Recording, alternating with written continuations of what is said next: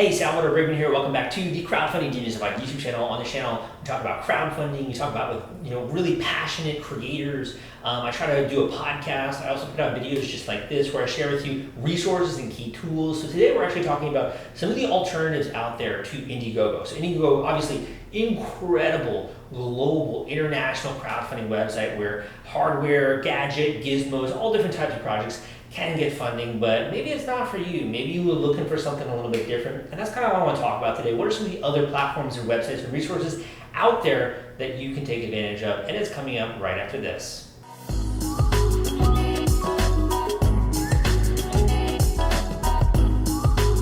Okay, so again, my name is Sal, and I kind of want to just get right into it. So Indiegogo, again, is a great site. Love them. Really cool team there. I've moderated a panel where there were some team members there. I've interacted with them a lot of times before, so they are awesome. But that being said, if you feel like you are just not finding what you're looking for with that site, there are some other ones. So we're just going to run through a list, basically. So the first, most obvious one is going to be Kickstarter. Now, Kickstarter was actually started after Indiegogo. Indiegogo is, in my opinion, at least from my own research and my own understanding, the first crowdfunding site available online.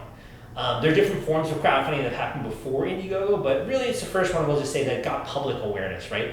So that started, but then Kickstarter also came into the picture. Now, Kickstarter is a much more curated crowdfunding website where you have a lot more creative style projects. And there's also kind of a team there that will also select and curate certain types of projects that they like, which factors into some of the algorithms that they do, like the magic sort feature and some of the newsletters that they have. And they also have a creative independent newsletter that they do. They're headquartered in Brooklyn, right? So they have a really interesting, innovative model. And with this site, you can get funding for creative projects, be that a film project, something like a movie.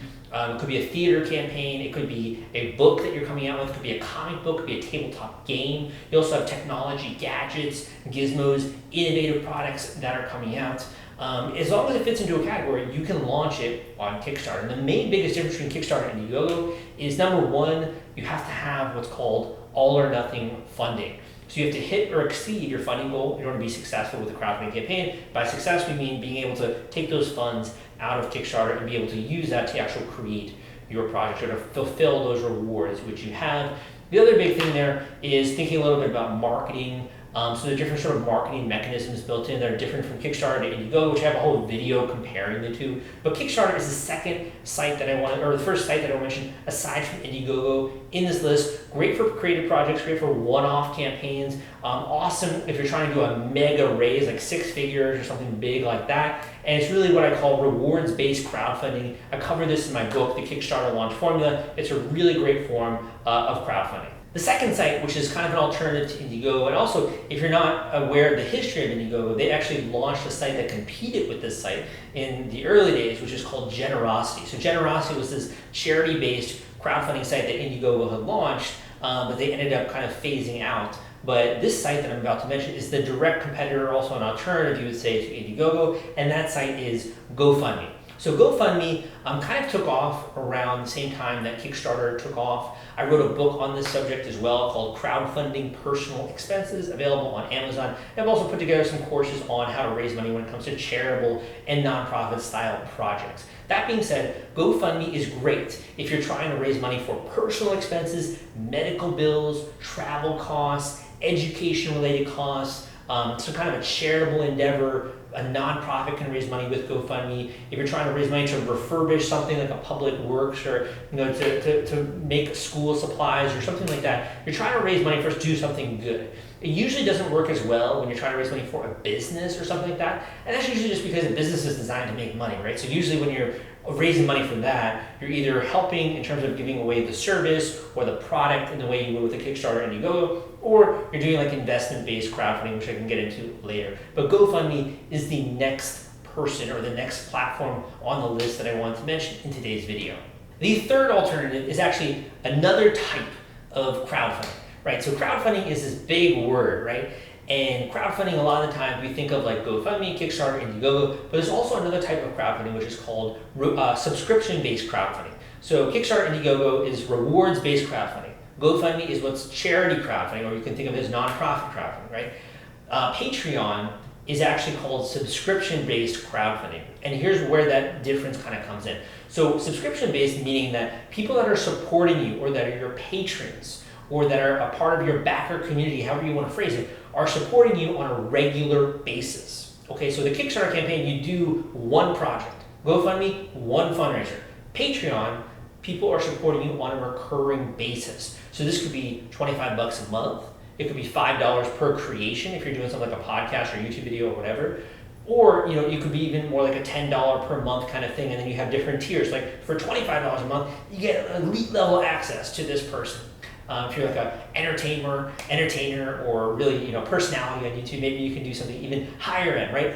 So you think of Patreon as actually being more of like people are supporting you on a regular basis, but also for smaller amounts. So it tends to be smaller amounts than Kickstarter, Indiegogo. It's also not just pure charity. You're giving something away usually. So for example, if I was to start a Patreon, maybe I would give away like free time, right? Or I'd give away insider thoughts into new industry news or something like that. I'm not starting a Patreon anytime soon at the moment, right? But that's something that would be interesting for you if you're a creative type and you really want to be able to raise funds on a recurring basis. You don't want to keep raising money. You don't want to keep launching projects. This is a great insider, tight-knit community. I also got some great videos out there on this in order to use crowdfunding.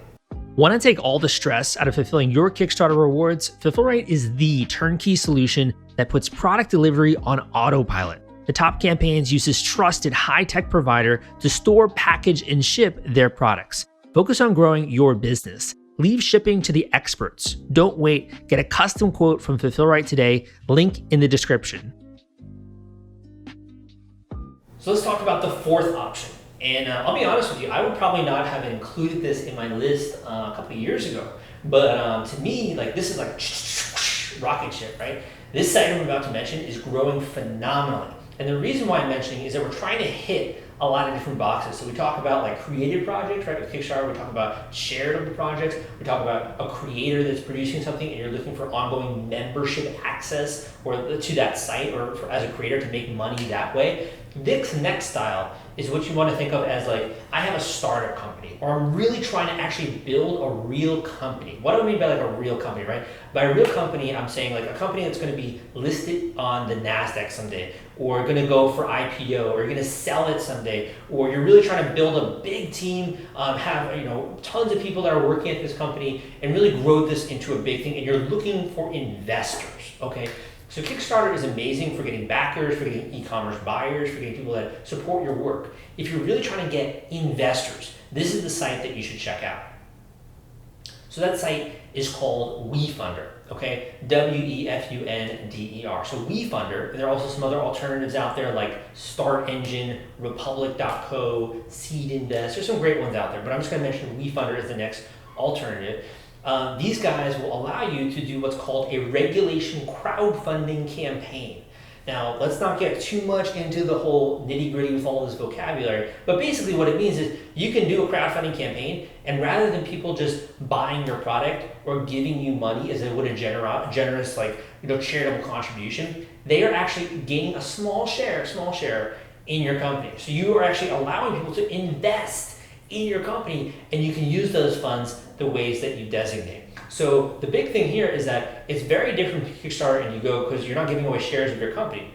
In addition, with investment dollars, you can obviously do it as you would as long as you're trying to grow the company and you're following all the regulations there. Probably the other thing is that it's actually easier nowadays to actually do a WeFunder because you can just put up a video, right? Not very much polished in comparison to like a more e-commerce style video, and it's very new and it's very happening. The downside to this is that you have to become more familiar with regulations, and as a startup founder, you have to gain a little bit of insight into the different types of agreements which you can actually offer securities under. So for example, you're gonna have to learn a little bit about what the heck is a convertible note, man? What is preferred stock? What is a crowd safe? What is a price round? What does it mean when we're giving investment opportunity that can then be converted into equity at a later point in time? What are things when it comes to like what could be a liquidation event? When would I think of selling this? Who's on the board of directors, right?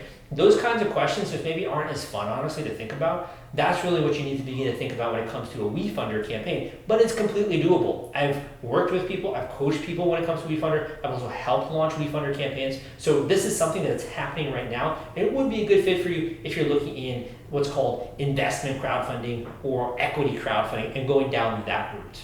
So another alternative that I just wanted to point out here, and I think we've covered just a lot of the major ones. Like there are so many different sites out there where you can raise money. So this list is in no way comprehensive, right?